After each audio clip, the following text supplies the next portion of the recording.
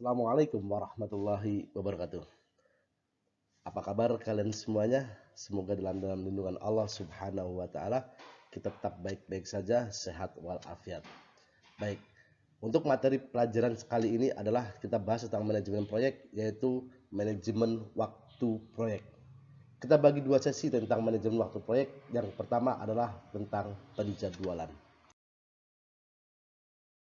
Dilihat dari fase proyek, penerapan manajemen proyek lebih banyak pada fase planning dan selebihnya adalah controlling. Pada fase planning ada beberapa aktivitas, di antaranya ada pendefinisian tentang aktivitas, pengurutan aktivitas, estimasi berapa lama aktivitas, kemudian ada penyusunan jadwal proyek. Sedangkan pada fase controlling kegiatannya adalah hanya mengendalikan jadwal proyek. Aturan dasar dalam menyusun urutan aktivitas ada 3.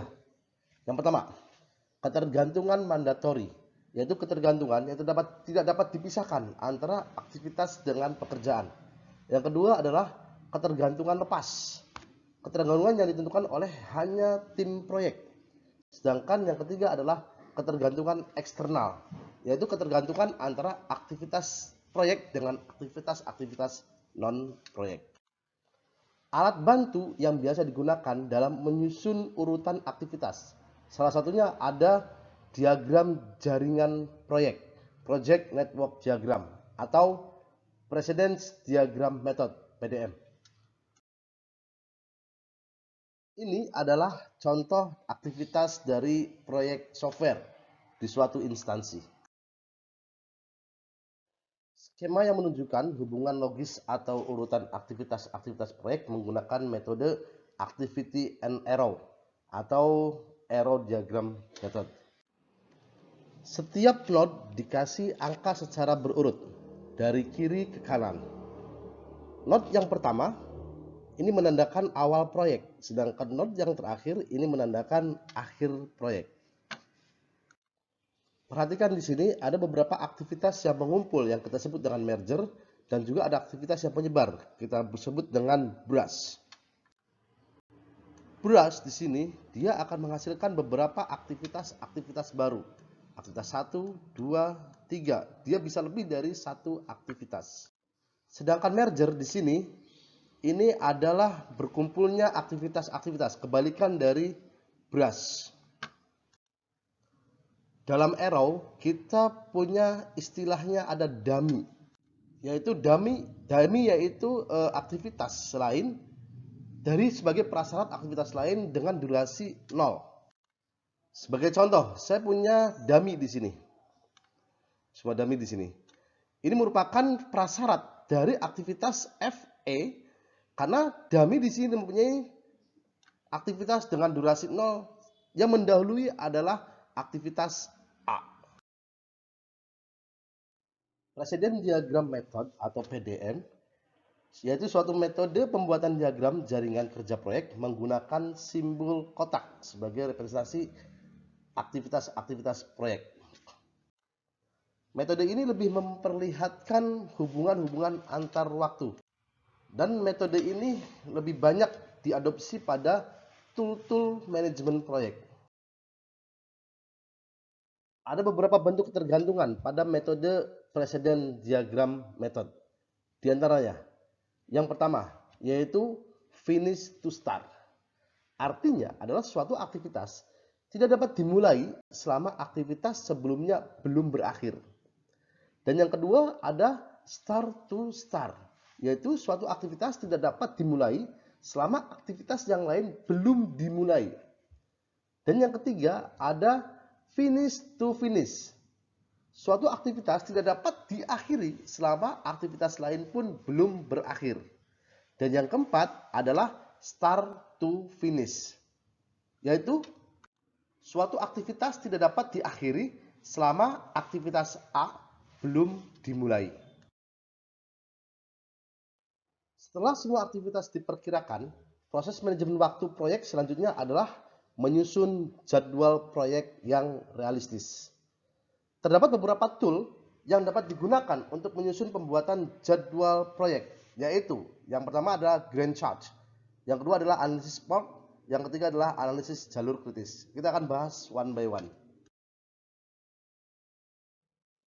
Ini yang disebut dengan Gantt chart yang dikembangkan oleh seseorang yang bernama Henry Gantt. Gantt chart merupakan bagian dengan format standar untuk menampilkan informasi jadwal proyek dengan membuat daftar aktivitas proyek serta jadwal waktu mulai dan waktu selesai dengan format kalender.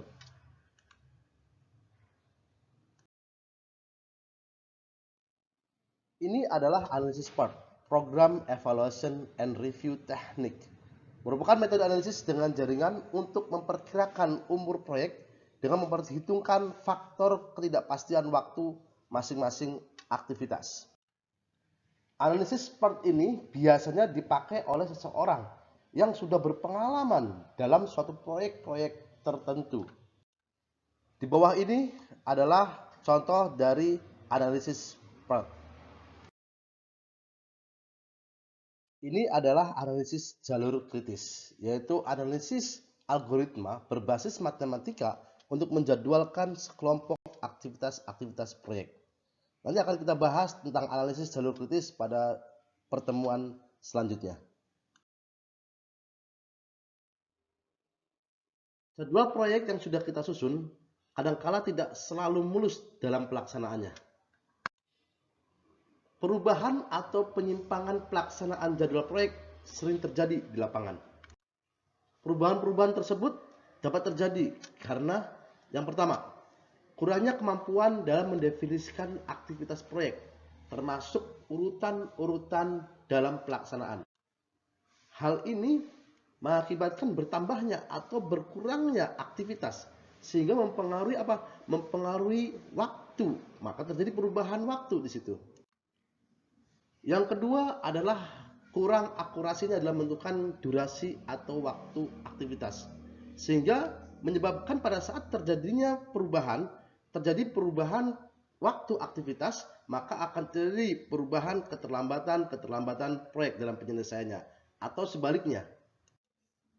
Yang ketiga adalah lemahnya kinerja SDM pelaksanaan proyek. Lemahnya kinerja SDM bisa disebabkan oleh beberapa hal, misalkan insentifnya terlalu rendah, atau disiplin bekerjanya, kurangnya komunikasi antar elemen tim proyek, atau rendahnya skill proyek, dan sebagainya. Demikian materi pembelajaran kita hari ini. Jangan lupa pelajari materi yang lengkapnya ada di adirismanto01.wordpress.com. Follow akun media sosialnya dan kumpulkan tugasnya di adirismanto01@gmail.com. Terima kasih, semoga tetap sehat. Assalamualaikum warahmatullahi wabarakatuh.